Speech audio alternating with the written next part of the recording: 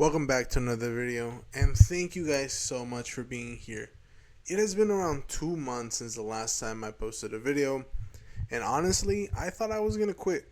I thought that there was nothing that could bring me back to making videos. I wasn't having fun with them. They were super stressful, and I was dealing with some IRL things that were super difficult. I need a complete hip replacement, and I needed to meet certain requirements so that I can get that surgery. Now, after those 2 months, I locked in and I am going to have my surgery sometime very soon. And I appreciate you guys waiting. But there was something that happened that I was like, man, I have to make a video on this. I just have to make a video on this. Very easily, right? Very easily. You guys are going to see exactly what it is. I was playing on ranked ladder in Pokémon Champions, and I was feeling myself. And then I run into this guy. A lot of you guys probably know who this is. This is Pokeaim MD. Now, when I was playing them, I had just picked up Sunrain.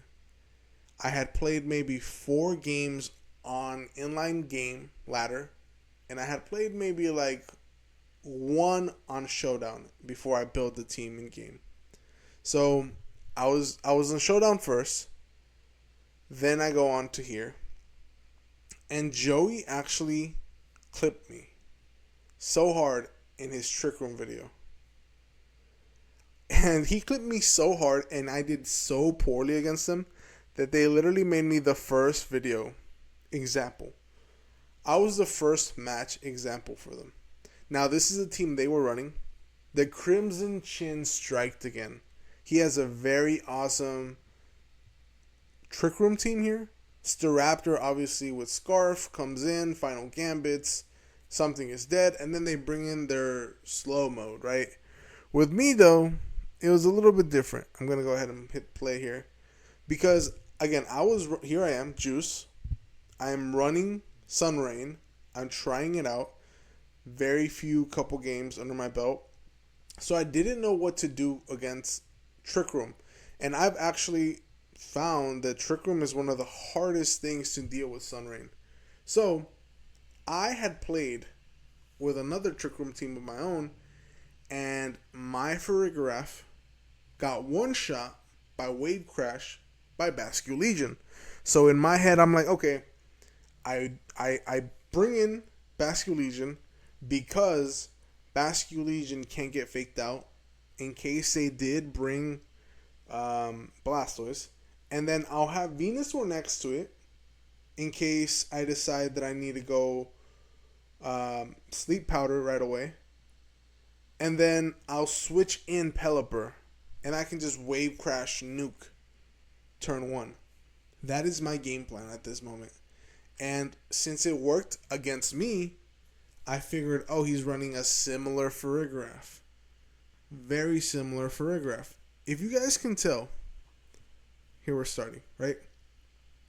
At this point, I had been playing phenomenal. 8 win streak. I'm in 1842. This is back when they had just dropped the rating. So I think I was like 100 elo away from Champions tier at this point. Pokeaim is 1800, right? He's up there as well. At this point, I have faced several trainers, and I was feeling pretty good about myself. But again, I'm not the type of person that will stick to one team and run that one team the whole time. I'll switch back and forth. So I will take L's trying out new teams. This is when the Crimson Chin destroyed me and stopped my 8 win streak. It was phenomenal for them, and for me it was a big learning because again, I thought that something that worked on me would work on them. They bring out Farigiraf and Blastoise.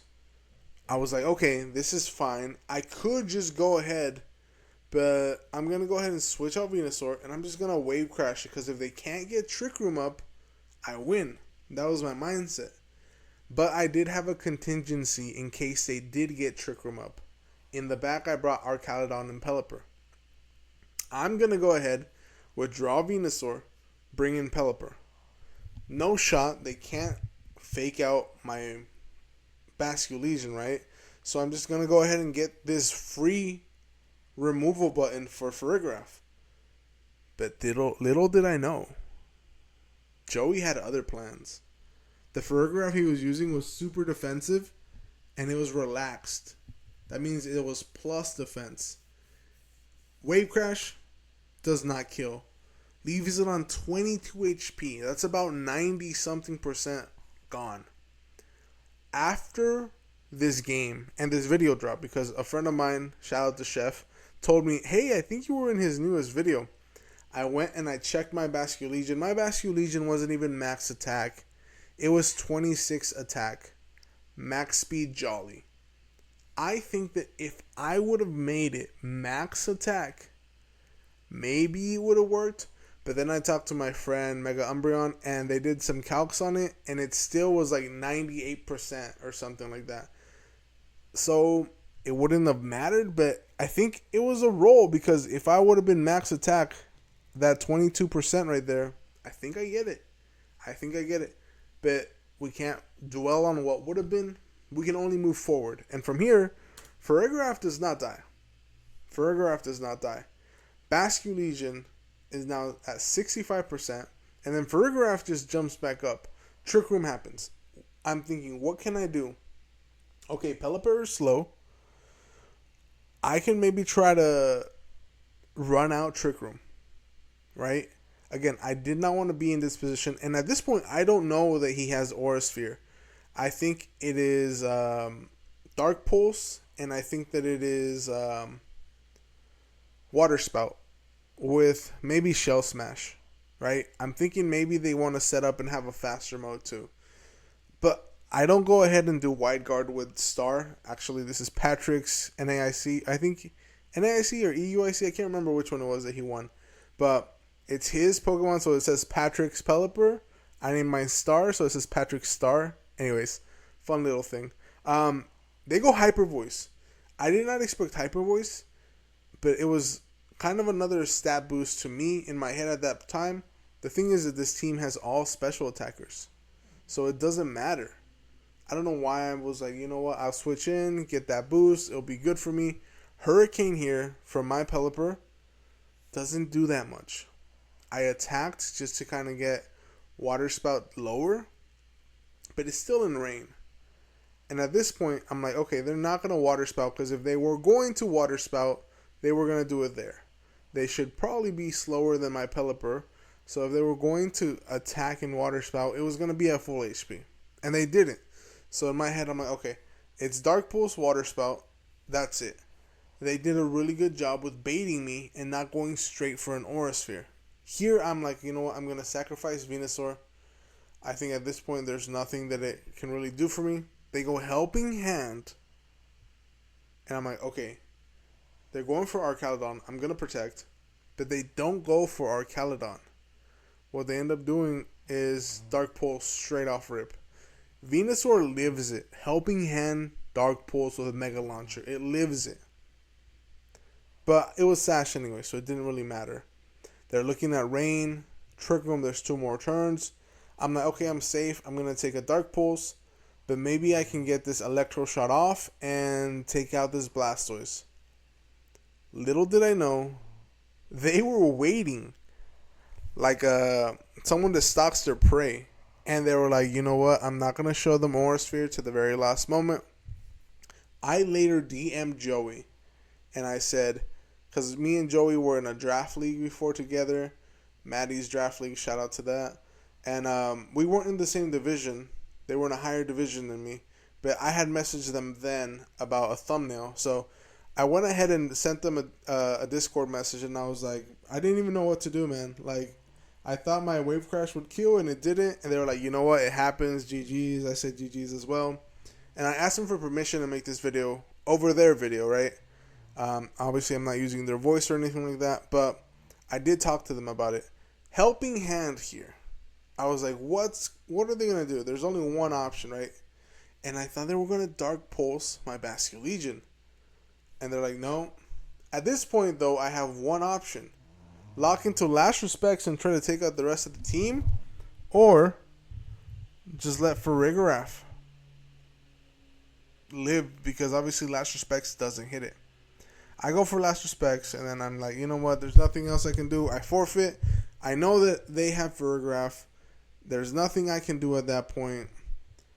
I'm locked into last respects. It was a clean win from Joey. Again, I didn't know that their Farigiraf had it like that. Let's look at their Farigiraf. Their Farigiraf is 29 investment in HP, 20 investment in defense, but it is relaxed. That means it's going to live so many defensive hits. Obviously, our Caledon could have done some work with Electro Shot. Maybe the special defense is not as high. It's still really high, and it has really high HP. But if it would have been a little bit different, I would have one shot with that Wave Crash. Now, this Farigiraf is maybe what I'm going to start using because it's honestly so good. The only difference is that I really like the Charizard Farigiraf, the one that's been on the Charizard teams with Thunderbolt over Hyper Voice. And Helping Hand, I think, is better now than Sunny Day because, I mean, weather is cycling so much anyways that I think that Helping Hand is really good. I actually ended up using a Helping Hand Farigiraf on a different team later on with Torkoal, but I really enjoyed it here. I wanted to give you guys a little update because I had been missing for 2 months. The Crimson Chin strikes again. If you guys haven't already subscribed to Joey, Joey's probably one of the best draft players in the world. They are super good at draft. They have a whole team that helps out with that. Shout out to Grape Juice, who I know helps them as well. They're also Grape Juice, but they're a different Grape Juice, but we're grapes, so we're brothers. Anyways, long story short, subscribe to them. Their information will be in the description box down below.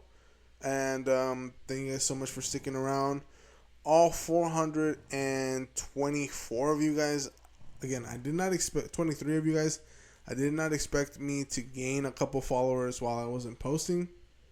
And I appreciate that. Videos will be coming. I won't be editing them like I was with some of the other videos, like the Mega Gallade video and the Garchomp video. I'm going to kind of do more raw stuff because right now I'm in a weird transition with all of the surgery stuff that I talked about. But I hope you guys enjoyed. I will catch you guys in the next one. That's it for me. I'm out.